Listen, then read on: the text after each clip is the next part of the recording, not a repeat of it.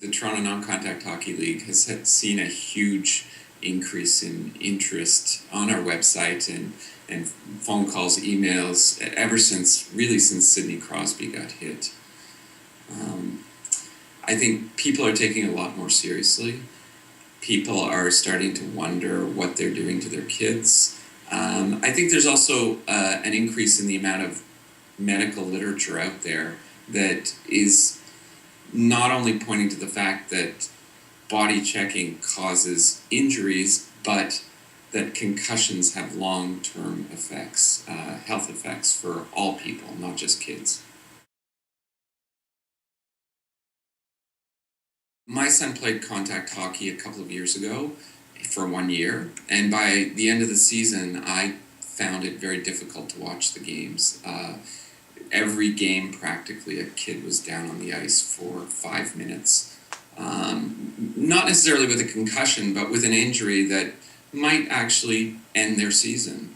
And as parents, we started talking and saying, who is this for? Who's getting something out of this? My son was the best player on the team, and I'm not sure he's going to the NHL, and philosophically, I don't think he needs to learn to body check when he's 11 years old, even if he is going to the NHL.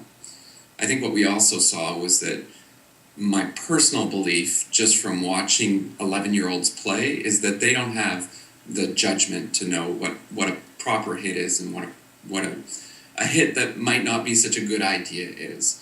And part of the problem is that they're taking their cues from the NHL, and when you're 11 and you want to be an NHL player, you think you've got to do what the NHL players do, which is take a guy out, take him out really aggressively.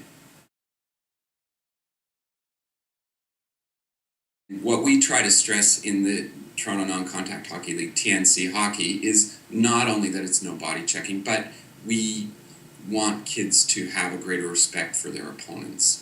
We say to them specifically, don't look to the NHL players as your role models, because in a lot of ways they're not good role models. In some ways they are, in some ways they're great role models, but I think there's a general agreement at the moment that there's a lack of respect among NHL players that is trickling down to the minor leagues as well, and that in itself is causing a lot of injuries. According to the Canadian Medical Association Journal, 86% of all injuries in minor hockey are due to body checking.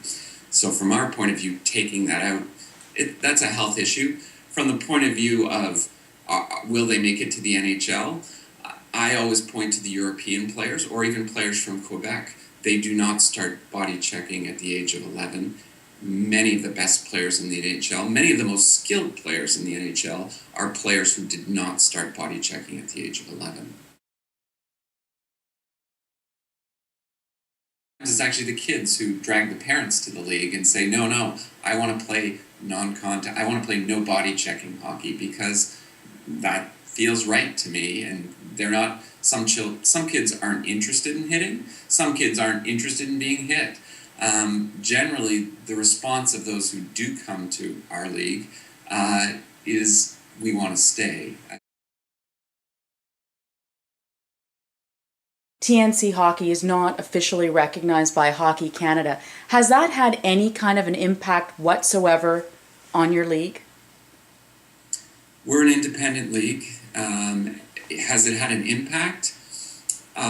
No, it really hasn't. I think we're attracting people who think for themselves and who are thinking for the sake of their children, who have a sense of the bigger picture.